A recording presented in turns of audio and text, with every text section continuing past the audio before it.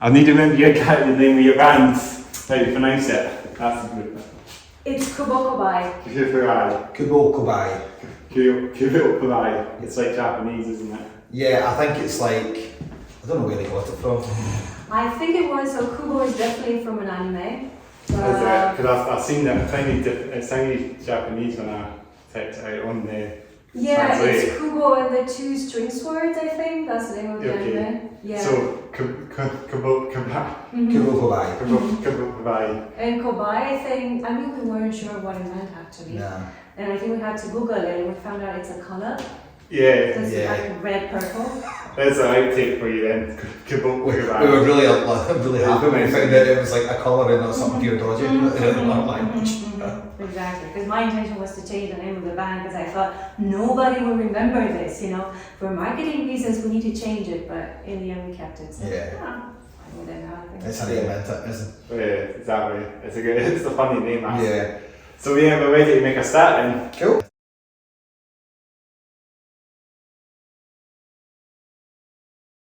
Yeah, let's go for it. Yeah, let's go for it. So welcome to the Hats Off Head Down podcast, episode number 25. We're halfway to 50. Well, in podcast terms, some of our ages were not even, we're maybe a little bit more than halfway to 50. We'll say that quite We're halfway to 50.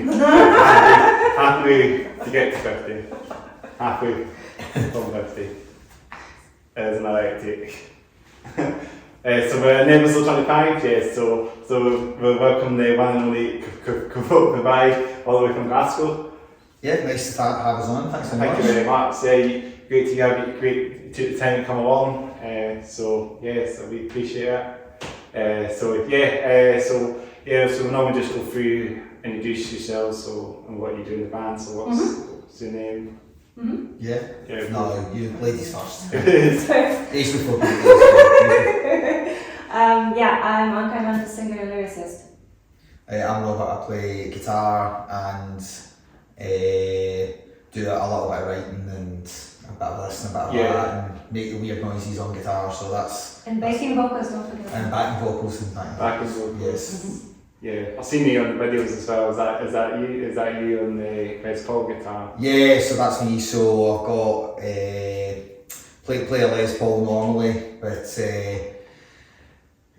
played in loads and loads of bands over the years before and played a bit of everything from Stratocasters to Telecasters. So I've kind of settled into my Les Paul for Kubo Kobi and been working hard on my singing so I can try and sing the quarter as good as Anka does. Yeah, that's it. Things are coming along.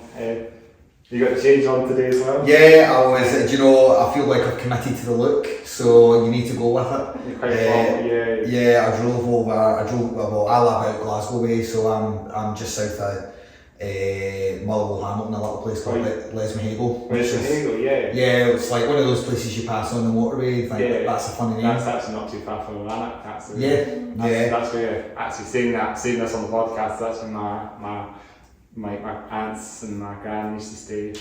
Right, so I've kind of grew up in the area. Lanark as well. Lanark Mill and that, it's beautiful there as well. Yeah, so I've grown up, so I've been in the area since I was born. So so the sun was shining right in my eyes all the way across. So I just committed to the sunglasses. It's actually quite nice today since we've had a bit of a miserable weekend so far, haven't we? Yeah. It's the sunlight now, We need the shades now, don't we? All of a sudden.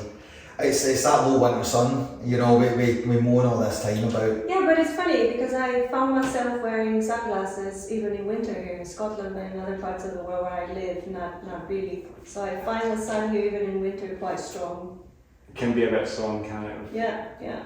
And as you say, the Lanark Mill is really nice. Did you ever get a chance to be in it? Yeah, it's one of the I laugh with my friends about it. It's other schools seem to go to places like Alton Towers or Blackpool and things, and my local high school went to New Lanark every other year. So, but it's a really interesting place in terms of the history and. There's a lot of history in it. The fact is, it's UNESCO World Heritage as well, New Lanark. So it's for the area that draws obviously a lot of things, and even family of mine that live outside of Scotland are interested in coming to see it. So from that point of view, it's sort of It's actually really nice. Actually, if you ever get a chance, it's more likely to just check it out. Most more tourists and that go on as well, so it's not like it's. I mean, it's quite hidden, isn't it? I mean, for the you have to go through the land. I know before we talk podcast, we should maybe do a tourist. We should maybe come back and do a tourism in Scotland podcast. Yeah, actually, I did a lot of walking as well. I got into these things nature areas. Actually, just up here from Bridge End, there's Quaidmore Castle Park, and there's a big castle up there. So yeah. For your listeners, go check out your Lanark and we'll drum up a bit of business for them. Get some metal bands on. Get some. You know what? You know, new metal with new Lanark. That's maybe something we should do with the new metal revival that's happening at the moment. New Lanark called metal. Maybe we should write a song to promote the area. The new metal of Lanark. Yeah, that'll be pretty dope for sure if you did that. Just get along this cover. It's a very cool song. Like that. But you got the time to start the road from Lanark actually. That's actually where my aunt stayed, Forth. Yeah. I used to have worked in Forth for about 4 years. With my real life job. People really known about it. It's a small village. Really. It's not very much. So you just drive through it. You know. It is a blank new. It's a nice little place. You know, obviously a lot of these places are mining villages, and where I'm from, I'm originally from Cutting Hill, Blackwood, so. Again, mining villages, and that's the kind of history of the area. So you know, like Coat Bridge and that's got the ironworks and stuff and that. You know, it's all these historic buildings that had a lot of furniture, back in the days. There's like a nice walk. Me and my uncle used to do a lot of nice walks through there, and there's actually a wee place to start from. I think it's got the old mine shaft. Lighthouse. Might be Lighthouse. Yeah, Lanark Lighthouse. I know you can see a Tinto, which is another cow, you know. It's like the random tourist day. Lanark is the highest village in Scotland or something like that. But it's got the old lead mines that you can still walk down, and plenty of good walking and all that, if that's the kind of thing you're into around about the area. It's actually really, really nice. I've walked up fields where all the turbines are as well. It's just really cool, really nice place. I could give a wee shout out to my aunts as well if they want to give it. Hello, auntie! My aunt's called Ian, my uncle's called Ian, my aunt's called Francis, so shout out to my aunts. Ian Francis. Yeah, lots in. Shout out to them, you know. They're quite a small world, isn't it? You think about all these small towns, you don't know them. Yeah, I mean they're quite one of the mill at the end of the day. I suppose being from the place, you don't really think about it. It's like, it's just a village. It's obviously Anka's, you're not a Lanarkshire native. I'm adopted. We just go the flow of this podcast generally anyways, you probably tell. We just go the flow as you probably tell. We just do what we want in the podcast. Tie it all in with heavy metal at some point. Yeah, Lanark metal. That would be the genre now. We'll use it in the next song that we've got planned now. Well, I mean, it's down to Anka to come up with a lyric, so your research topic's going to be New Lanark. Yeah, for sure. Yeah, be good to do some walks in the area to find out more about it. Yeah, do a promotional video. Just get some nice places to explore around Lanark and the surrounding areas. I've done a few walks around there before, so I know quite a bit of that area. Lanarkshire, a wee bit area. Forest, I know about the nice nature walks there. How do you guys start? Well, we didn't start with a band because we joined much later, but Dave, our other guitarist, started the band in 2020. Yeah, with kind of like the big band gear. It's all the. He kind of, well, like I'm the new guy. Well, I'm kind of pandemic band. Yeah. So I think David started it more as something to do, and it kind of evolved from there. And then you sort of recruited a bass player and a drummer from there. And then I think they were looking for a singer. Yeah, and I think everything was put on hold actually during the pandemic. And it was in November 2021 that I joined. And then we had another guitarist joining a couple of weeks later after me. And then so you're like a 5-piece band altogether. Yeah. and then the guitarist left. Well, I mean, we sacrificed him to Satan, but not really. So the old guitarist Will had left.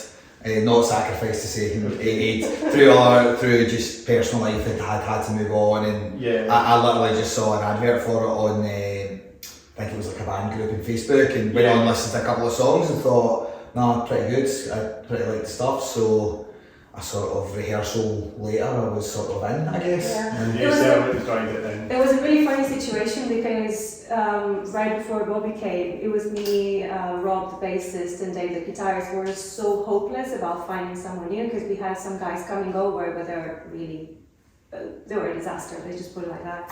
So they just had to just into it. Yeah, we were quite discouraged, we were quite hopeless, and we said, look guys, if the guy who comes tonight is good, we're just going to ask him to join immediately. And there you go. So yeah. I managed to make a. Well, I remember like normally rehearsals at like an audition's always quite a weird sort of thing, and I remember like years ago I played with a country band and rehearsed and did a big gig in London. Oh really? And the rehearsal was sort of, it was very cagey and it was very, oh man, I'm an all, but like, you know, I've never been to an audition before where I went in and get told, play as loud as you want. Normally that never happens. And I walked in, we played the song and then, oh, we can't really hear you, just turn up a bit, and that normally never happens. So right away I was like, no, this is pretty cool, it's something different, and I already liked the songs. And the previous band you were in? It was a band called Raintown. Some of the listeners may have heard of them. They're still fairly active in the kind of Scottish country music scene, but obviously a kind of quite a different vibe in terms. But it was very much a sort of audition, and it was all very. You did feel like it had to be right. It had to be right. It wasn't that relaxed. I mean, I really enjoyed the time that I played some gigs with them, but you know, it wasn't like a band vibe. It was more a sort of they're a duo with hired hands, and it felt like a hired hand, but with Kubo Kobi and the guys, it feels way more like a band, and that's kind of what sold me on it. As they say, you're 5-piece and you got the whole shebang, haven't you? Pretty much. I think it depends what we should buy. I think the shebang is the whole band. Yeah, I mean we're finishing our album at the moment. I've just finished my guitar, so we're about to. Just finished that. Well, we're about to go to vocals. Vocals is the next thing to do. The album. Yeah. So album. So it'll be full length album. We've just finished the guitars. Vocals about to start, but I think our big problem is we keep talking about adding synths and talking about adding piano, and it's just finding the right point at which to stop. Oh yeah. Enough is enough. You know, one side of me is very much we need to be able to reproduce this live, but the other side of me is, well, you only get, in theory, you get one chance to get the perfect takes. And then that's it. So do you want to add as much to it? But of course within that comes budget and all the other sort of stuff in between that, you know. It takes time and effort, doesn't it? It's just things you need to consider, and it's, you know, without, you know, we've not come to any big fights about things yet, but I know when it comes to things I can be quite headstrong over things, so we haven't quite got to that yet, but we haven't. Wait until we release it. Yeah. Then the big fights will start. Well, we can't agree on what to call it yet, so we can't. You do that on the laps, if you're still recording it. I think, I always think when you're recording you get a vibe of maybe what you feel it's going to be called, or a general vibe and atmosphere about the songs that you put together, and that off that and some of the lyrical content which I can speak about, certainly from a feeling of the music, it is quite alternative rock with its heavy moments, so it's not you know, I wouldn't say it's got intense moments in terms of atmosphere, but I wouldn't say it's intense, or you're not listening to Cannibal Corpse, it's not like that. It's not like that. But I heard the music earlier, and it's kind of like grungy. It's kind of like could I say it's like kind of like it's kind of grungy hard rock. About that, as I say, maybe on the live sets. I think there was a couple of videos on the channel. Yeah, I think the best way I would describe it is it's probably alternative rock, but that sort of heavier side, you know, I think the band's a bit more like... Yeah, I think the guys would probably disagree with me, but I think the more Alice in Chains, Soundgarden kind of vibe with sort of post-rock influences, so Mogwai, Sigur Rós, that kind of thing, you know, it's got its moments of the songs build to a climax. Yeah, they start off kind of soft, don't they? Yeah, I think, you know... And also I think Deftones. Deftones, it has those very, very slow verses and then it has some really heavy choruses, so I think there was some kind of... Quite melodic in that as well. Yeah. It's funny because before I went for an audition, Dave, the other guitarist, sent me a song, We Said Never Again, which is an opener for us for almost every gig. And the moment I heard it, I thought, oh, this sounds like Being as an Ocean. And I got very excited because I really like Being as an Ocean, and then I went there and asked David, so, do you like Being as an Ocean? And Dave was like, I have no clue what you're talking about, I don't even know the band. So I was a bit disappointed, but hey, I mean, it sounded good. It did sound like Being as an Ocean, but it was a good start for me, you know, because when you want to go to an audition and have a first song and you listen to it and you can relate or connect it to something that you already listened to, that's always like a good starting point, you know, for motivation to be in a band, actually. Sorry. Yeah, no, I think when I first heard some of the songs, it was kind of interesting because of the old guitar. So there's demo recordings that the old guitarists had recorded. The previous guitarists. So effectively, I was having to rewrite the pattern. They're not bad parts or anything like that, but it wasn't really my sort of how I heard it. So I think the parts that we've now kind of actually recorded has been through a lot of, like, although I've come in as a kind of new person, there's been a bit of a labour of love behind it because I spent a lot of time on them, redoing parts and making sure it complemented the other guitar and adjusting and things like that, which you kind of need to do. And you know, my vibe, you know, like I say, it's that sort of Soundgarden-y. You know, Deftones is probably a pretty good one. You know, I really love Deftones, and certainly Gore era Deftones a bit sort of, where they're a bit more. Yeah, probably where like, you know, something like Phantom Bride, where it's still got that big heavy parts in the chorus, but it still builds and it's got the great delay sounds. Deftones, they're quite built. And also some people who think that we sound like a perfect circle. Yeah. I just sent Imposter to a friend of mine. He said, oh, this sounds like a perfect circle, which doesn't surprise me because I know Dave. Because Maynard some tools and he does that as well. Yeah, well, Dave, our guitarist, loves kind of pretty much anything Maynard James Keenan related, so he, you know, it was funny. I went down to see Tool in Manchester a couple of years ago, and weirdly David was also at the same gig. You know, it was one of those, I was at that gig as well, kind of moments in rehearsal one night. It was like so wild, isn't it? And weirdly he was sitting about 25 seats along from me as well. It's like you say, quite a small world. But I think that's, you know, if anyone who enjoys that kind of music will probably be quite into what we've got.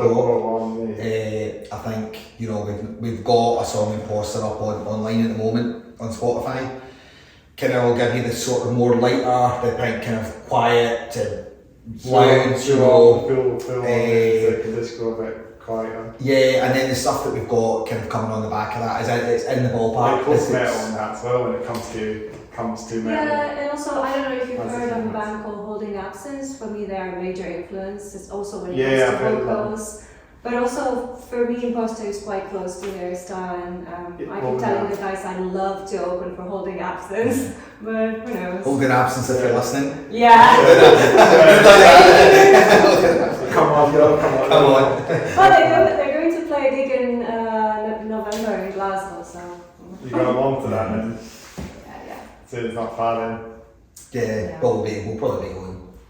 I mean, I've got my ticket. I would never miss that band, so.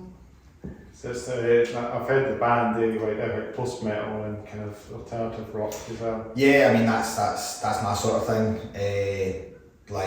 So I'm more like extreme metalheads. Yeah, so you know what? It's weird. I'd never listened to like Trivium. We both quite like black metal, and I'd never listened to black metal until I was about 30. I'd never listened to a note, and and I kind of went through I was going through I'm going to listen to something about here. What's the most dangerous out there music I can find? So I put something like that into old fashioned people, and it came up this band Dark Throne, and I was like, right, okay. So Blazing the Northern Sky was the first sort of proper. Yeah. So Blazing the Northern Sky is the first proper black metal album that I ever bought, and that was me. It's the. Yeah, black metal's in the stream. It's just really get the makeup on me. Yeah. We're not having Halloween by the way. It's funny because Trivium was actually one of the first metal bands I listened to in 2017, so I consider them some sort of gateway band for me. You know. They've been around for a while. Well, Trivium, it's obviously. Yeah. 2017 you said. Yeah. I think it was them and Bring Me the Horizon. Yeah. Because they've changed a lot, haven't they? Yeah, I mean they started as a deathcore band, while they went out completely different. Like poppy, something. Yeah, but my bandmates in my former band in Berlin started talking a lot about Bring Me the Horizon. I was very curious, like, who are these guys? So I've got a weird Bring Me the Horizon story. Oh, go ahead. So I saw them support like 182 in Manchester. What? The most bizarre. So back in the day. Yeah, like a band that I played with years ago. We did some stuff with Mark Hoppus when he was in Plus 44. So when Mark got Blink back together, our old manager, in one of these weird things, this wee guy from Humans, just outside Glasgow, is pals with Mark Hoppus. And so anyway, he managed to get backstage tickets at Blink-182, so we drove all the way down to Manchester, and we met the guys, and Mark Hoppus is a really cool guy. And so we went and sat in the kind of VIP bit, this gig in Manchester, then Bring Me Horizon come out, and I'm thinking it'll be pop, and I was like, boom! And I'm like, I was not expecting that at Blink-182, and the place just went mental, and I'm like, this is great. So that was back in the days when they were still really good. Really so good. It's like front stage, front row, pretty much then. Yeah, I mean, it was just like, well, I was at the time, we were up in, it was in like a theatre, but I can't remember the name of the venue, so we were up in like I don't want to say a box, that's probably too posh for where we actually were, but we were sort of up, and I was just watching, and just the place went berserk, and I was like, one, I'm thinking, this is a weird choice for supporting Blink-182, and then two, I was thinking, man, they are intense. They are properly intense. Yeah. Really good. Back in Sympateno. Oh, this was that was an amazing that was album. one of the last sort of OG Bring Me Horizon album. It's heavy. I mean, this guy. So, and then I've got so that was kind of my first introduction to him. But in terms of extreme metal, was maybe not more until 10 years ago. Before that, all your classic metal, that's metal, Metallica. Metallica. Fun enough, we were talking about Slayer driving over. Rain and Blood is my hands down favourite thrash metal album of all time. That's amazing. I just don't think anything. Just the not because it's more like a death metal album. Yeah, the intensity of the album, and the fact that it's gone in 28 minutes. There's a few that come close. Master Puppets is great. But they can just release an album, it's like an EP when or something. Yeah, the fact that it's just from those first notes of Angel of Death to that last thunderclap, you're done in 28 minutes of Rain and Blood, and it's just the first time I ever heard it, I was like, what did I just listen to? It was what is this? And that sort of, and I suppose that's the great thing about music is it gives you that sort of shock value. It gives you that journey, and this gives you, you can feel it. Yeah, but it's funny, how you evolve as a listener, because, for example, a couple of years ago, I didn't think I would end up listening to, death metal or deathcore. Yeah. But then it's, it takes one band to open the door for you, and that's it. Then you're just, soul. You listen to everything that you can find. It kind of explodes after the first band takes off, and this genre comes along, doesn't it? Because it was the same with Bring the Horizon, as I was saying. Basically, they opened the door. Synthesizers now, haven't they? And nowadays stuff, it's electronic rock now, isn't it? It's I mean, I quite like. I wouldn't say I'm an aficionado of 80s pop or anything like that, but I think it's quite, when it's done tastefully, it's kind of cool having just nice synth harmony, just to support the music. I think it's quite good. you know, I think there's a So few. in terms of electronics and metal, I think North Lane is an amazing example how you North can mix. Lane, yeah, from Australia. Yeah, exactly. How you can mix like prog elements Prog, with metalcore and with electronic elements. There's another band that comes to mind-blowing. mind as well, Born of Osiris as well. It's a Oh yeah. American metalcore band, but they've got some electronic-y bits on the last album, Angel or Aliens, is it? Angel Aliens it's called? I don't remember exactly what Aliens or Angels or whatever. It's like, I get the name, it's that album, it was a great album. You what? I'm not saying I'm drawing the line in deathcore, but that's like, I've not quite crossed that bridge yet. We supported Penny Coffin And Hollowed Void. and Hollow Void. Hollow Void. So it was really interesting. I've heard of these bands. Yeah, so it was really cool. Like it was in that tiny wee venue in Glasgow. Anyway, On Hollow Void, did you say, in the Penny Coffin? Yeah, so Hollow we Void, I saw both those bands at we saw this one's recently. Because they were playing in Edinburgh, both those bands, Penny Coffin and Untitled Void. So we played and like we were a bit like for some reason we keep getting put on death metal lineups. I don't really know why. Well, But it's weird. I don't know. It's like we're not. But you know, this is where the black metal thing was maybe mentioned. Yeah. That's a sign, Yeah. you know. We should become a death metal. But I'm going off at a tangent. But we played with that band who were like the Smashing Pumpkins, but the drummer was dressed like he was drumming for Darkthrone. He had the full corpse paint and all that. They were really good, but they were really good. But it was like two cultures mashed together. It was really cool. But anyway, we played this gig with Unhallowed Void and Penny Coffin, so it went really, really well. Yeah. Got to say that the audience, it was rammed, it was really busy. Give a shout out to the bands as well. Yeah. So like we hung about and we watched them both, and Unhallowed Void, man, that was like it just like the and both the guitarists were just. You go and see someone like I've seen Steve Vai a couple of times. You go and see Steve Vai and he's unbelievable. Like he's probably the best guitarist you'll ever see. Yeah. But he's also 300 feet away from you. So you know from where the camera is sitting to here, that's how close we are. And the guitarists were unbelievable. The two of them they were unbelievable. And so for me, they were the best band of the night. I mean, I'm new to deathcore. But when I heard they were deathcore, I was like, oh, I need to see them, and I really liked them. So they were very, very good. Penny Coffin were intense as well, but just the two, the interplay between the two guys and the Hollow Void, that was like metal band, class. Really, really good. They're up north, aren't they? They're from Inverness. Yeah, I think so. So they're kind of the northern city. Yeah, I mean it was cool. I mean it was like I don't mind playing on those bills. We seem to. You know, we played with Battleborn. Yeah, we played with Battleborn. Yeah, so we played with them. They're sort of.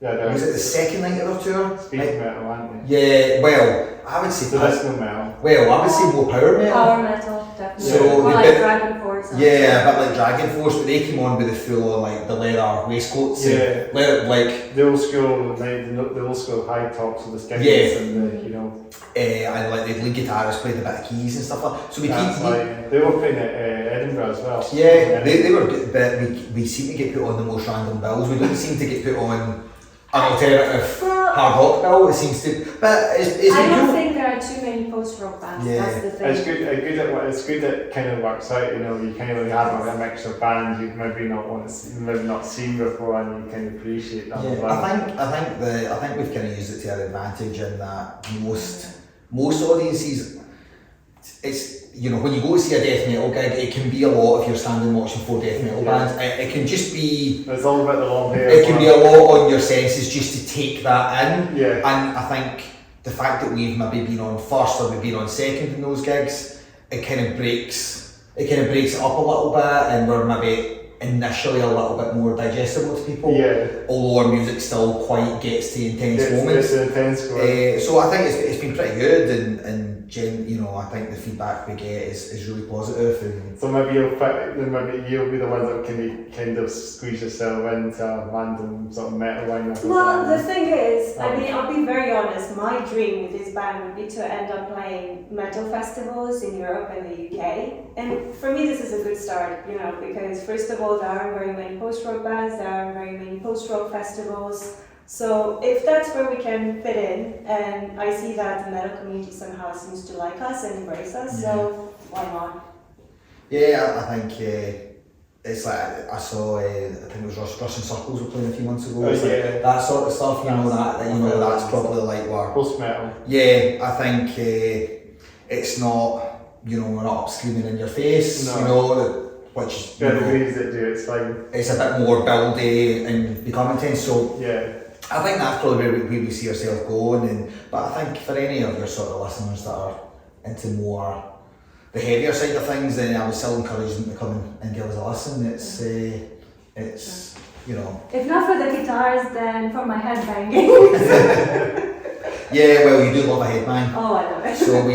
So we've kind of, as kids of con, we've kind of developed a sort of Dave and Rob are quite happy to just, you know, be in the sort of the wings of and then the kind of natural showmanship, we'll call it, or us two, we're quite happy to get to the front and get to the front. Yeah, I tend to play the guitar solos. And that as well. What's that? Getting the MOSFETs. Yeah, I mean we had some of them that just jump off the stage, don't they? The stage no, that's too dangerous. Well, I don't know. That's happened a couple of bands. I'm too frugal with my guitar. I need to take my guitar off, give it to you, and then I'll think about it. Irish guitar. Irish guitar. Oh, I just to jump in with my guitar. I'm too frugal. I'm too. I wouldn't want it to get damaged, so that's my. Yeah. You know, I can sit. It's so sad. It's like in my kind of spare room in the house. I've got a little guitar rack. I've got all my guitars sitting. And they get dusted every day. They get hoovered around every day. I treat them better than I would a child, to be honest. Oh my god. I have two guitars on my stand in my room, but I just have them like as a stand, but I don't have them on my wall. No, they're not on the wall. They're in like a little guitar stands. Yeah, they're like it's like a 4 or it's like an 8 and 1, so they can all sit in there with my acoustics. But I've got like over lockdown I built a small studio at the side of my house, so because in house studio you can just do stuff. So yeah, I'm always in there making a noise and annoying the neighbours. So I did I released like an album myself over. I think solo was a bit strong. I think solo was a bit. It is a solo. I think it was more just with the boredom kind of lockdown, and I kind of bought some stuff, and I was like, I did sound engineering in university, so I was like, you know what, I'm going to actually do something with this. Sat and recorded an album and released it, and got about 25 listeners, so I was buzzing because I didn't think anyone would listen to it. So. Well, hey, that was a bonus point for us when it came to the audition, so. Yeah, he can kind of play all these instruments. Bit of auto-tune, he sounds alright on vocals. My first thought was, oh, he can do backing vocals. The backing vocals can you get it to your heart's content pretty much. I'm not like, I wouldn't say I'm not a strong lead vocalist, but I've sort of got enough about me to do. You know, I did the wedding band scene for nigh on many a year to supplement playing in other bands. So is that why you kind of come in a shirt today? And that's what I was thinking. That's it. Yeah. That's all I was going to say. So no, just more. You know, actually, it's my 90s sort of Jimmy Eat World. Wear a shirt, wear a t-shirt underneath it. That's what I grew up with, and that's the stuff Well, Panic at the Disco as well, because they're usually quite. No, it's emo before emo became like early 2000s emo. Like emo became metalcore, didn't it? Yeah, like emo is Jimmy Eat World, or you know that sort Taking of. Back Sunday. Or? Yeah, kind of. But that sort of like mid-90s emotional rock, which wasn't grunge, but it wasn't pop. So it was emo. It was kind of in the middle. Like those first few Jimmy Eat World albums are still like they're so good. I love them. I genuinely love them. But they were always a shirt, t-shirt underneath. pair of jeans, that was your look, and as you can see, I've never updated in 30 years, so... It's a timeless look. This will be the time now that we'll go through the T-set question, normal clothing question that we do every podcast episode. We'll talk about what we're wearing on. We'll probably Matt said it now, you said it now. So we normally go through all this time that's in every podcast, is just go through a T-set question or anything clothing wise. Well, I used to wear loads of band t-shirts, but... Band shirts. I bought a lot of band t-shirts in the past couple of years just because I got into them, and there are these really good websites where you can find really good merch, like in Pericon. So, and somehow the guys always make fun of me whenever I wear a band t-shirt on stage, but for me this just shows support. I'm all for it. You're all for We it. just need to know the rest of them.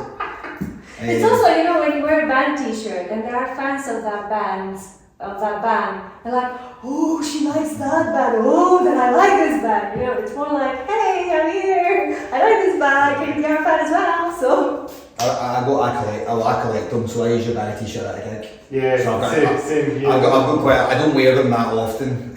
Normally on stage I'm a black and more black. Just black. Yeah, pretty much. Metal, so I collect them, so I've got a bit of everything. So I don't know. Well, that's what we should do for the next gig. We'll break them out. Do you know what? I'll wear a long sleeve t-shirt underneath to complete the look. That's what I got on today. You're a long sleeve t-shirt. Yeah, that's what I do. Band t-shirt on the top. That's what we'll go for. Yeah. Together we can bring the 90s look back. I'm pretty sure I did decide to go for this week today because I thought this was quite cool, and it's getting a bit colder, you know. But I kind of want to show myself a band shirt, you know. oh yeah, Go for the long sleeve, but put a t-shirt on top of the long sleeve. So this is I'm working at my trivium shirt today. Ascendancy, you know, trivium. This is the Ascendancy album shirt, big album, you know. Who had in the Shang-Chi? Is that the second one? That first one? Second one. Yeah, The second one. I think the other one, there was the other one that came with the Crusader album was after. I think it was. They're like one of those I'm kind of familiar with, but Trivium, I saw them, they were playing Edinburgh quite recently at Cornet Tunes, so the tour academy we call it now. Yeah, did you see them? Yes, I was at that gig, so I had this shirt on, this gig, you know. Saw Trivium, it was actually amazing. I managed to catch them first time seeing them, getting a great show. first time you saw them? Yeah, first time saw them, so yeah, they were supporting Brief from a Friend and they support came from Brief from a Friend and I actually wanted to go more to see Live From Within and Orbit Culture. Orbit Culture are quite new, but they're really, really good. They're good at it. They sound like in frames a little bit. I don't know if you listen to their new album, but for me that's one of the best albums of 2023. So the Orbit Culture album. Yeah. I'm not actually listening to it, but I will now. That's it. I'm not Brief from a Friend, homies, because all the fun. Well, they're from Hamilton, aren't they? Yeah, so not far from the yeah, well, that's the same that. This is my weird Bleed from Within story. So I was, in fact, they rehearse. We rehearse. They've got a room in there as well. As they were. I think they're the floor above us. I've never seen that. They've got the, you know how they've got the wee, you know when you're in a room, you need to tick. So if there's ever a fire, they're like. In the rehearsal room, they're like, right, that band's in, that band isn't, and they've got a wee tick. I've never seen that. I want to say hello. I know you're going to stop them now. So, hey, can we open for you? I played. So I was playing in a wedding band, and we were rehearsing in this like properly run down studio in Hamilton. Right in the middle then. Yeah, just like it is. You know what? It's a great wee place, but it is pretty run down. It's like, but it's a cracking wee rehearsal place. So we're playing there, and then like. We stopped and we're playing like Proud Mary by Queen's like proper full on bog standard wedding fare. Yeah. And then like, what the hell is that? Is that Bleed from a Friend? Bleed from Within next door, but it's like, you know, heavy. It's like, it was like, then you kind of heard them stop and it was like, you hear a bit of tuning going on, then it was like, brrr, and I was like, Scott Kennedy. Yeah, so like, really, you know, they're like, it's great to see like a band, you know, from like local area that I grew up in, like That's headlining shows in Japan and things like that. But supporting trivium, I mean, that's insane. yeah, they're Scott Kennedy's birthday during that gig, surprisingly as well. He had his cake. He got a lucky cake.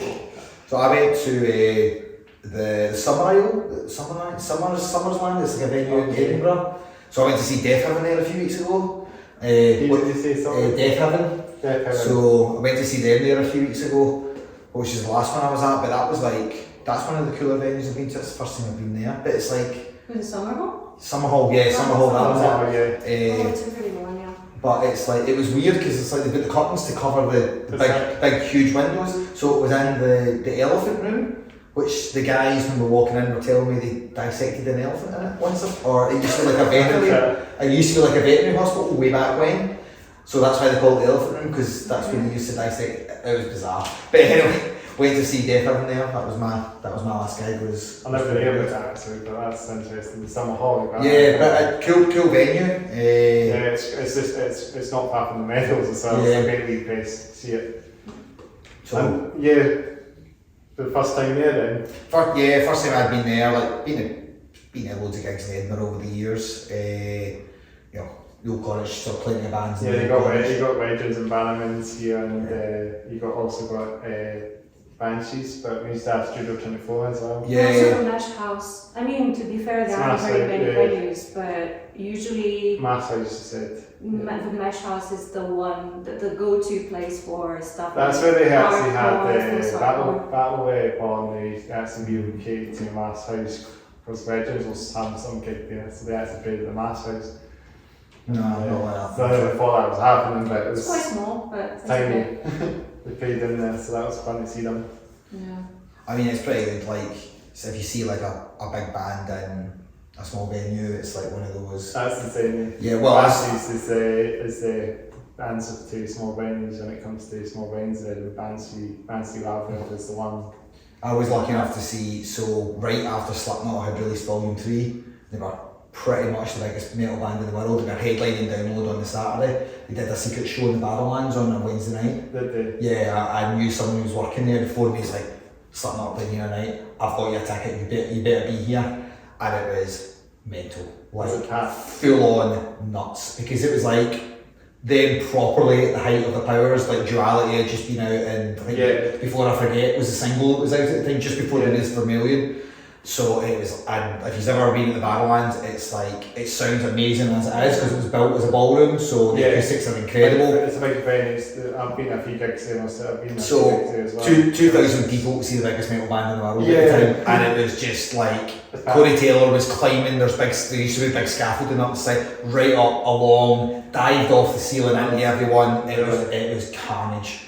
It was one of those ones the bouncers are just like, we'll deal with the broken bones later on. It was mental, and that's like, to see a band that big in a venue that small, it was awesome. I wonder if there'll be any like fan footage somewhere that you can find it. Oh, it was 2004, so it was like kind of before camera phones, so there probably isn't really, you know, if you had anything that would have been destroyed.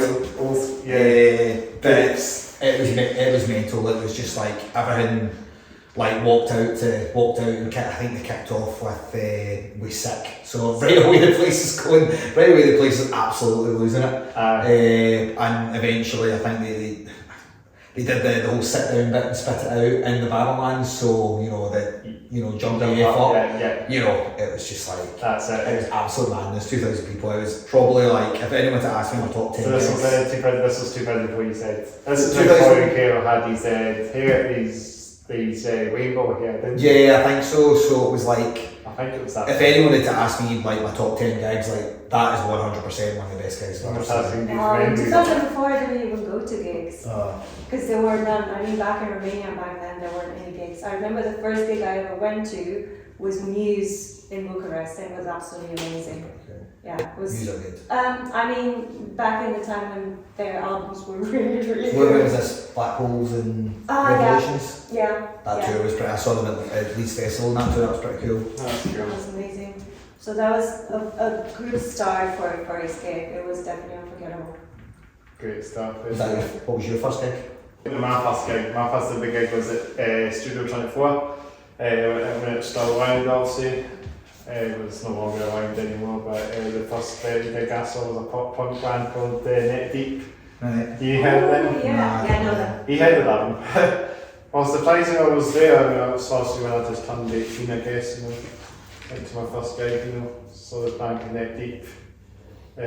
So they were pop punk. They're quite big now. The way they've gone now, they've really got themselves up to the forefront of a lot of punk. They're pretty popular in Germany. I don't know about the UK, but I know for sure in Germany. Yeah, I wonder why. I mean, the way I've seen them play in the UK for a while, that was the only time I caught them, I guess. You know, I'm glad I got to see them, you know, where they are now. They're really up there, they're high spirits now for them, eh? That's pretty cool. It's like, there's nothing better than seeing a kind of band that you can latch onto that gets big, and there's a bit of you that's always like they're kind of mine. Yeah. You know, because I heard of them before anyone else. My first gig was Korn at the old SEC Call 4 in Glasgow. That's like the high show now, isn't it? Yeah, they don't host gigs in the SEC anymore really, but honestly Hall 4 was dreadful because it was just a cavern. It was just enormous, and it was like just a sound just to bounce about. But yeah, Korn here to stay tour. And how big was that anyway? Was that 12,000, 13,000 people. So that was my first gig. Korn. That's insane. Came on and started with Blind, so you can imagine the place was going like, you can imagine. I've seen a band that did that actually. There was an Edinburgh gig, there was this band called OCEANTIDESBAND. Right. They did a bit of a con, from Glasgow actually, there's a local band, but they started off a bit of Brown before they got on the first song, you know, they did a wee bit of Brown cover by Con. You could do that. The video actually on my channel actually. You could pull off Are You Ready at the beginning. OCEANTIDES. I don't think I know that one. Check out the band called OCEANTIDES, they're from Glasgow. They did it's on my YouTube channel, but you might find the live set there somewhere. If you search OCEANTIDES live or something, Edinburgh, you might find the videos. Check them out, definitely. They did a call, they did a bit of Brown, just a brief introduction of it before getting on stage, you know. I know, just to make me feel old, that album was like 30 the other day. Old album, I bought it. I think I bought it in about, you know, it came out in 94, and I think I kind of got into them about Follow the Leader, so 97. So it made me feel extremely okay. Actually, it was the same thing with Linkin Park because there was a full on Slipknot. I went to see Con actually back in 2015 with Slipknot. There was some full on Slipknot. So I have seen Slipknot live, but in 2015 when they weren't doing any of that. They were just it was just after the volume 5. The Grey Chapter. Yeah, that wasn't a bad album, that was quite a good album. I think that's the one that kind of loses me, and I thought because Joey Johnston also, he's not drumming in that. Well, Jay Weinberg's a really great drummer. I saw Jay Weinberg drum with Bruce Springsteen. So, because Bruce Springsteen's drummer is his father, for those that don't know. So Jay Weinberg Max Weinberg does TV in America, so there was like 10 dates that he couldn't do because of TV commitments. So Jay Weinberg, Bruce drummed for the E Street Band. So I managed to see him in London, randomly Jay Weinberg. So I seen Jay Weinberg, I saw Slipknot just before COVID in Glasgow, but Behemoth were supporting, that's why I went to see it, quite like Behemoth. Yes, Behemoth. I love black metal. What do they call themselves, black metal? I think they call themselves black and death metal. Yeah. I think they're more death metal than they are black metal. They are stuff black metal. They're not from Norway. No, they're death metal. They're Norwegian bands. Up to like the fourth album, I'd say it was black metal, but from there on, I'd definitely say they're more death metal. Yeah, they've changed a little bit. I don't think they go for God's paint as much now, but. No, they've got the moments. The last two albums were okay, but the problem is with the Satanist that they released. Yeah, it's so good that's a great album.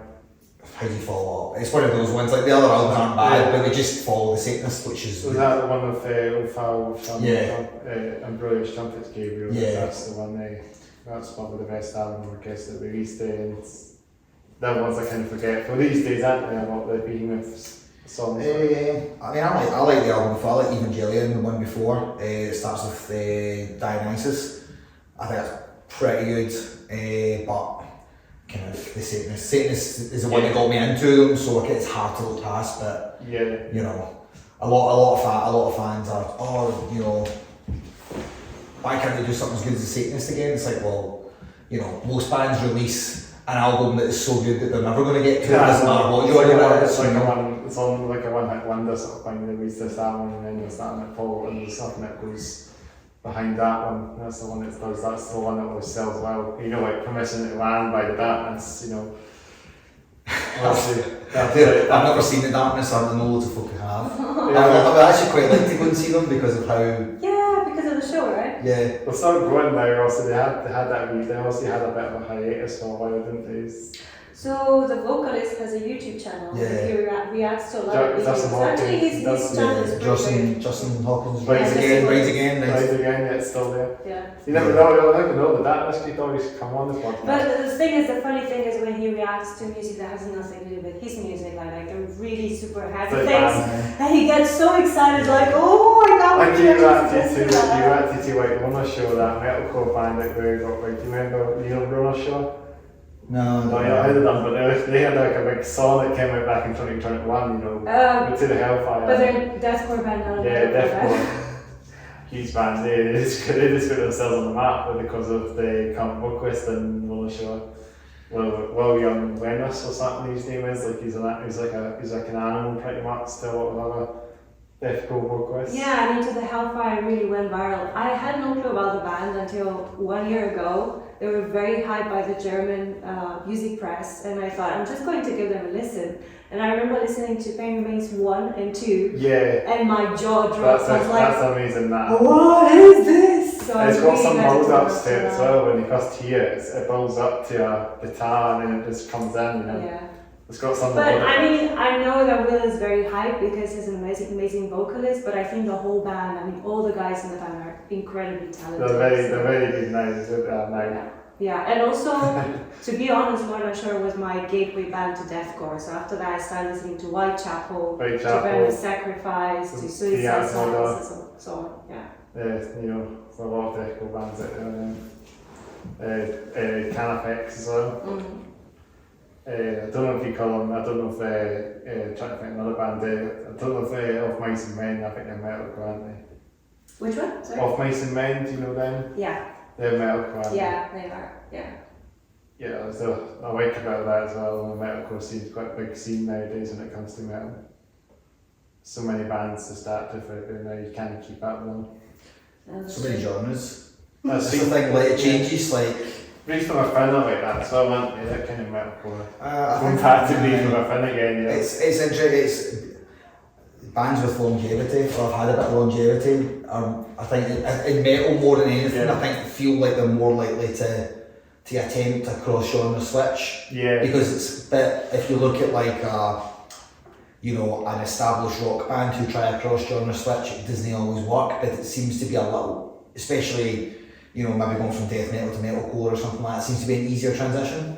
But I mean, look at again, maybe the Horizon, because they started so heavy, but now they're so capable of just experimenting with everything. They're open to everything. I mean, that's something to admire. They're doing their own sound now, aren't they? I think listeners are, and this is probably a good thing. As much as I have my issues with Spotify and things like that, it's. Back in the day, you'd have to go and pay £13 for an album on CD. About that, yeah. And then listen to it and think, what is this rubbish I'm listening to? Whereas now with Spotify, it's much easier to go and check things out, and I think it's easier for bands to kind of dip a toe in cross genre. Yeah. Because no one listens to an album anymore. Like I was talking to someone the other day, and I'm like, they were talking about Red Hot Chili Peppers. And I was like, I've never heard of it. He said, I've never heard of this band before. Oh, what? I know. I don't know. They must be hiding under a rock. But Red Hot Chili Peppers. No, Peppers. Red Hot Chili Peppers. Not the Pipers, no. So shout out to the Pipers though, because a friend of mine was singing for them. So. Oh really? They're from the Yeah. So my friend's away on tour with them at the moment. But I was like, you need to listen to Blood Sugar Sex Magic. That's their best album, and it's like. But I like the song Californication, I like Under the Bridge. I said, don't listen to Spotify top 5 songs, go and listen to an album start to finish. And it was like, came back to me and it was like, I gave it 6 songs and then I just went back to, just don't listen to the singles, listen to the album, that's what I do. The art of, and this is a kind of conversation we had about sequencing for an album, like there's an art form in sequencing an album in a particular order and how you intend to make it listened to, but in a way, is there really a point anymore, because people don't consume music like that anymore? So there's an argument that do you actually need to think about sequencing an album? Do you just stick? I don't think you get the full picture of the band. Yeah. I don't think you get to the bottom of it as long as you listen only to 2 songs or to like Just top like a 2 singles. best of this album. Yeah. And also you need to understand the evolution, you know, because in the beginning they might have been terrible, but then they had such an evolution that right now they're amazing. So no, I think that's just not the complete picture. Yeah. So that's where my issues with Spotify come from. It's great for discovering things. It's great for like the bigger songs. But I don't think it's great. Sometimes it's not great to get into a band. Like we were talking about, you got into like death metal, and all of a sudden you were like just consuming it like a sponge as much as you could. Well, I've been in it for a long time. You know, I've been in it since my routine. You know, and I go through periods of I'll just listen to a band and I'll just consume a band album after album after album. Yeah. And I just, you know, people I know of a younger generation just don't do it like that You know, anymore. it's very funny with bands that started back in the 70s or 80s. For example, Iron Maiden, right? I really love Iron Maiden, but it's impossible to understand that the band and its music without going back to their very first album or going through their whole, you know, discography. You deserve a medal. That is the one band I just can't get. I just don't like. I know people really love them, and they're really important, and you hear British heavy metal and all that, and it's that twin guitar sound, and it's like I get it. That bass sound as well. Yeah, but it's just for me, and it's just like. Well, Bobby, I guess we'll never open Iron Maiden because of that. I'm just like, I just can't get into it, and I'm like, nah. I'm more Thin Lizzy. Oh yeah. I think Thin Lizzy are. Judas Priest. Yeah, even Judas Priest, I'm still a bit like. Oh, I love Judas Priest. You know. Listen to metal, but I know that's. So wait, is it because of the guitars? I'm curious. There's not been any bands that we've got. Do you know what I don't like? I don't like the big operatic. Oh, I love that. Like. I think we might be thinking about legacy bands like Judas Priest and Maiden. You know, everyone needs to look back at them. You know, and Black Sabbath and that. You know, they're legacy metal bands. You know. Yeah. But a lot like nowadays, like bands, I don't know if they'll have legacy at the end of the day, but they should. You know, like 30 years time, like everyone will say, yeah, the Royal Show or these metalcore bands, you know, that have come along. I think it's quite hard to say that, because like I would consider bands that I was into when I was young are probably now your mixed legacy bands. So your Pearl Jam, Radiohead, you know, mid-90s. As much as I don't particularly like them, Oasis are probably now legacy. But as Liam Gallagher sold out like 40 nights on the UK tour just playing Definitely Maybe. So there is there's the scene, so it's people, it's my age group, our age group, who have had kids, are now getting into that music. And that's how. And also, you know, because there are a lot of discussions of younger people who say, oh, I got into metal through Linkin Park, for example, because really I got into metal through new metal. And then you have like the older people who say, oh no, that's no metal. You have Slayer, you have Judas Priest, and that's metal. Like music evolves, you know. Everything is metal, but we also have like the subgenres and whatever. So let's just make peace and listen to good music in the end, you know, because it's all about that, I think. That's my mom's like Black Sabbath to the end. My dad saw Black Sabbath back in the day as well. Yeah, my mum was sort of, I've got a really vivid memory of being about 7 or 8 years old, and my mum and dad pulling out vinyl. Oh, we're going to listen to all the vinyl that they bought over when they were younger, and listening to Black Sabbath and Led Zeppelin, Stairway to Heaven in particular, and War Pigs were the two I have vivid memories of being played. Because I remember laughing, because you know, like on vinyl you can tell how long the song is by the number of grooves, and you can kind of see the split. Yeah. And you know, and it always used to be like this small, because my dad was into different stuff, so he'd play like the Beatles, and it's all like wee short things like that. My mum produces this, and you know what I mean, like a song taking up half a side of a vinyl, and me and my big brother just thought this was. You need 4 expos. You have 2 vinyls and 4 like 2 sides or something. Yeah, I just remember me and my brother thinking this is ridiculous, and then my mum playing War Pigs, and being like, what is this? So that's kind of heavy. I mean, probably one of the heaviest things that my dad was listening to, because my mom wasn't that much into music, was Tina Turner. Oh, And yeah. she was the first female rock Something like vocalist Morgan, I listened to. Yeah, oh, right, Tina, she's amazing. private dancer. I That's should have just said spot she was on. amazing, but to me she's amazing, she's still there. Like some like the 1980s stuff, like human vegan stuff like that, you know. Something completely out the ball game, you know. Yeah, I mean, That's all vinyl, so like. yeah, I've got. Mum like buy. Mum and dad are kind of. You say you never get to an age where you're not going to buy new music, but you can't. I think you can. Probably without Spotify, you probably wouldn't. I think. Yeah, but shouldn't be the other way around. Like the older you get and you have more money, Yeah. you go back to buying more music. Yeah, well, my dad definitely stopped buying. My dad thinks music stopped in about 1980, so. Wow.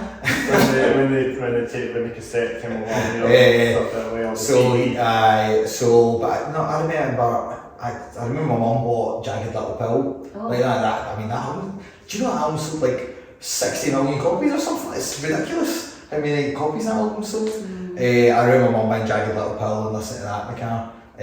My mum bought Nevermind. I think my mum was kind of cool. No, My mum was still buying music then, but my dad had been like, nah. You know, my dad's like Rory Gallagher, and it's like it's anything after 1980 unless Rory Gallagher's on it, I'm no interested. I remember the band when I was a kid, about no one I probably even recognised Smells Like Teen Spirit. I probably heard it, about no one who that was. It was a massive song, wasn't it? Yeah. It was I don't really remember, slightly too young for Smells Like Teen Spirit, but I do remember the news being a big thing when Kurt Cobain died. I do remember that. Was that? In '94, so I mean I was 8 or 9, so I kind of have but before that I'm not kind of aware of them, but I couldn't, you know, probably thought it was a big thing, yeah, probably. Same for Chris Cornell as well. I mean, Chris Cornell was one that I was a bit hit by, because I love Soundgarden, and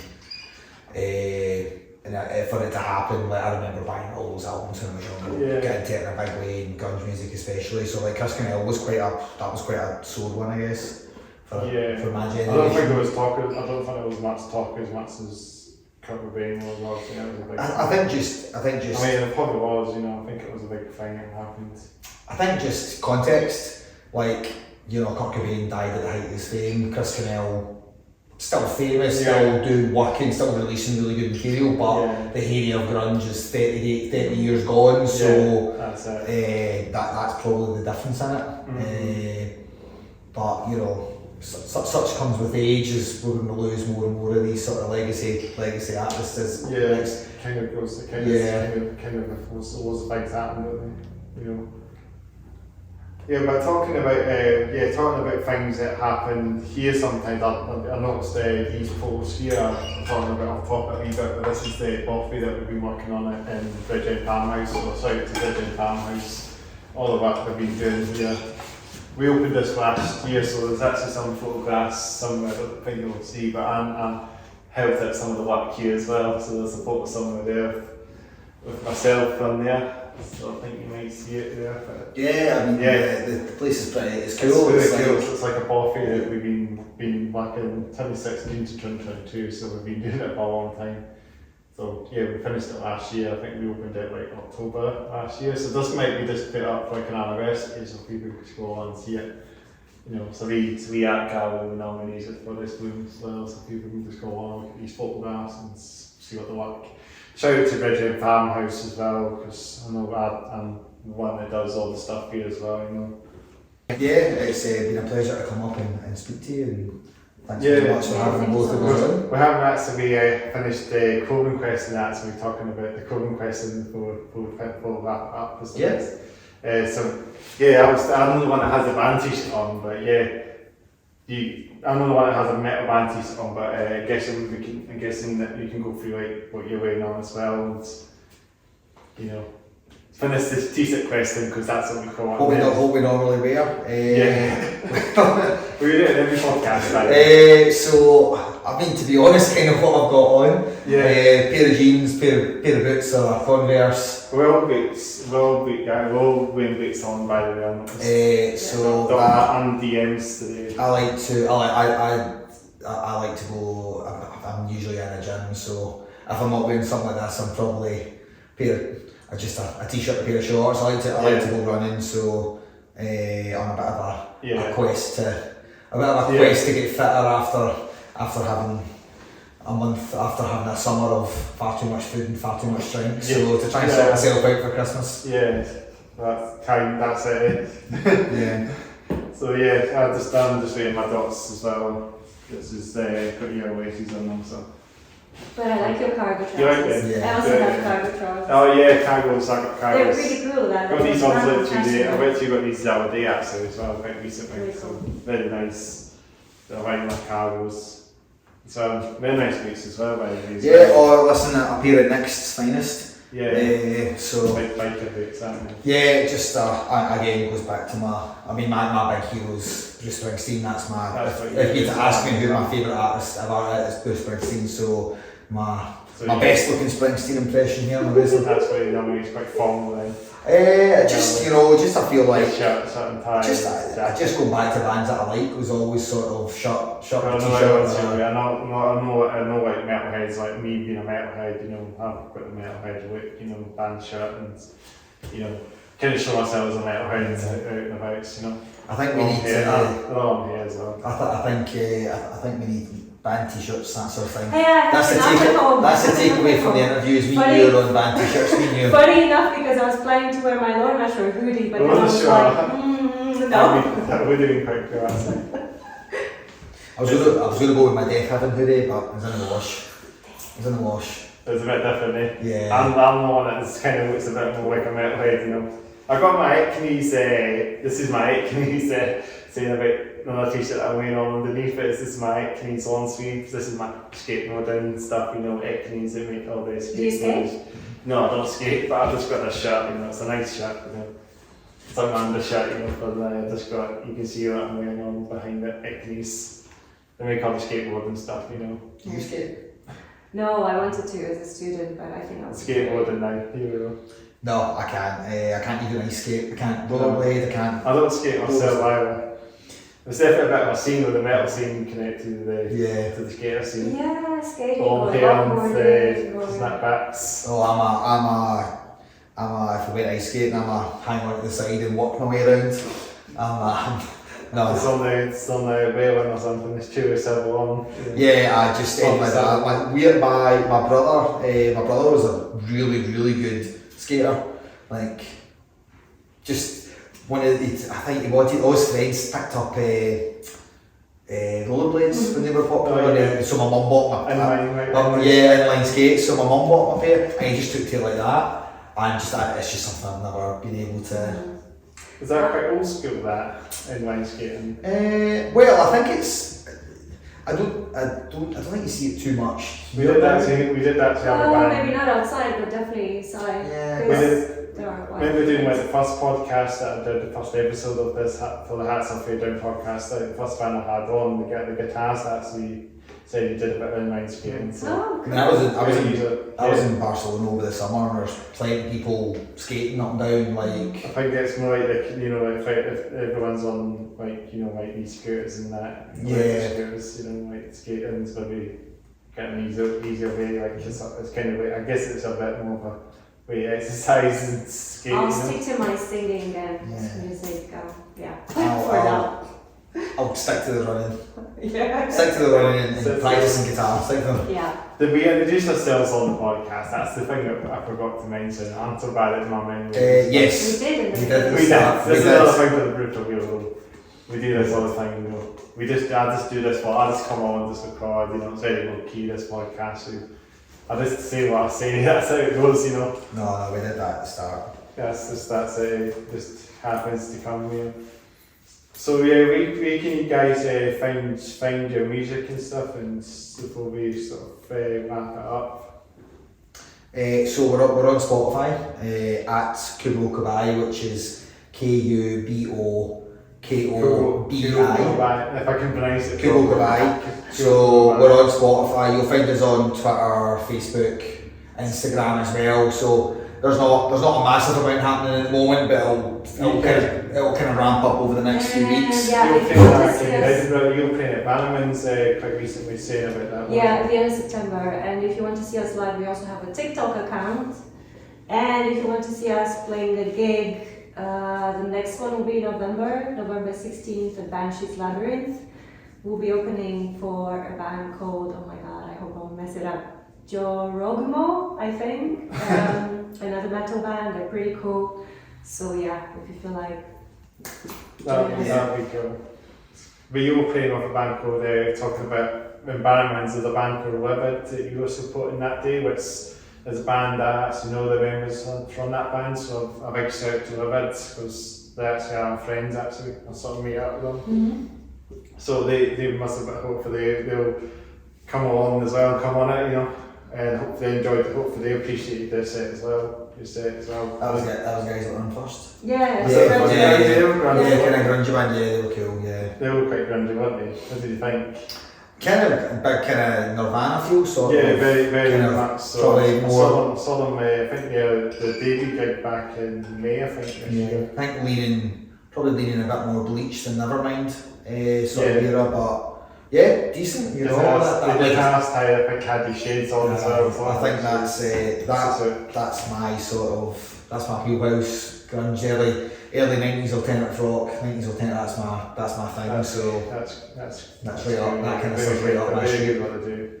Yeah, they've been playing a few gigs around Edinburgh, I think they played a gig in Bathgate, what I heard. Yeah. So they're getting out there. I mean, they've got new bands, relatively new bands. I think they started and they played a debut gig back in May this year, so they've only been around for like a few months, and I think they're already giving it a bash of tune now. They're very getting themselves picking up some momentum now. So I feel like they've got potential, I think, in the future as well. Yeah, I think more. Right, be that next Havana band or something, and reinvent Nevermind, Echo or something, you know. But if they reinvent Nevermind, we need to use the Formula 1, we'll pinch it now. Oh, sorry, what? If they reinvent Nevermind, we need to use the Formula 1, we'll pinch it. See what. No, I think they're good what they do. I mean, they're great. I really appreciate it. I saw at Bannerman's back in May. I didn't go to that gig that time, but I saw them. The debut gig they were very good. I think they're making everybody on fire now. Probably getting an album going, an EP going. Yeah. Well, getting them on something as well. So many bands. Do you play any video games? Well, I used to. I do. You can go first. Yeah, I used to as a student because I had nothing else to do, and I remember I was spending hours at night playing all sorts of games, but it was mostly adventure, hidden object games with a lot of puzzles and a lot of things that you had to guess, a lot of logical games and so on. And I remember what used to happen all the time was that I didn't pay attention to the battery of my laptop, and all of a sudden, yeah, it's very true. My laptop would run out of battery, and then I would lose everything because the game wouldn't save or something. The game uses a lot of GPU power, it uses a lot of battery power. You know, if you're playing a video game on a laptop, it's going to use a lot of power. I play video games. So I was, my first video game system was a SNES. So my favourite game of all time is Legend of Zelda Link to the Past from the SNES. That's my favourite game of all time. But then I had an N64, PlayStation 1, 2, 3, 4. So yeah, I've not got PlayStation 5 yet, but I might buy myself one for Christmas. I never had any PS or what's the other one? Xbox, but I had a Game Boy, and I used to compete against my dad, and I always kicked his butt. And he was so annoyed because I always had a higher score. So what are you playing on the PS4 then? At the moment I'm replaying through Last of Us. Oh yeah, Last of Us, which again is a top 10 game for me. So I'm replaying through that at the moment.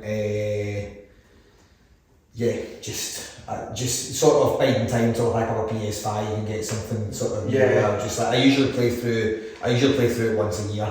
since it's come out, so I thought I'd better get around to it. You did the second parts and I don't really understand the hate the second part gets. I don't know why. I think there's, obviously there's the big plot twist, for those that haven't played it. No spoilers. But, you want, video games are now so intrinsically linked to how movies are. And it's like, well, they need to do something else to sort of have an emotional reaction out of you. It's a big thing, it's a big market.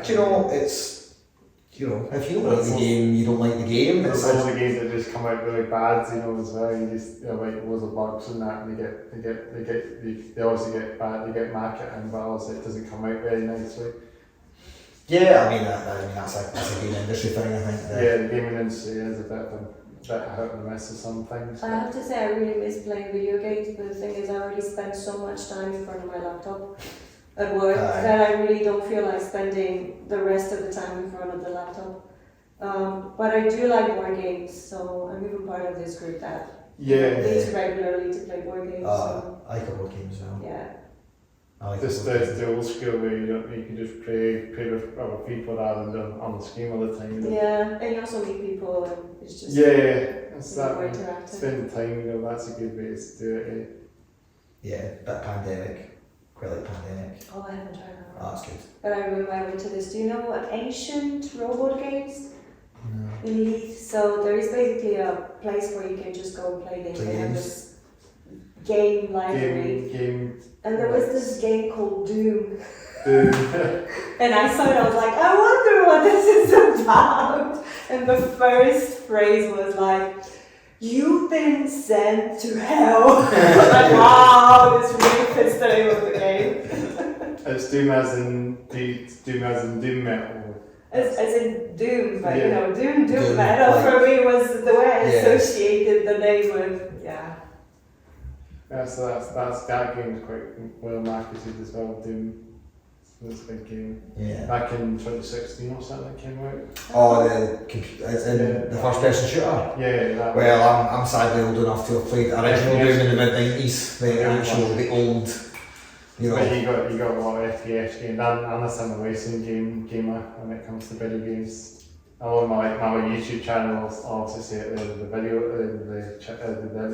say I do all these sim racing video gaming. I'm not like say I don't have huge amounts of time to play anymore. There's so much out there now.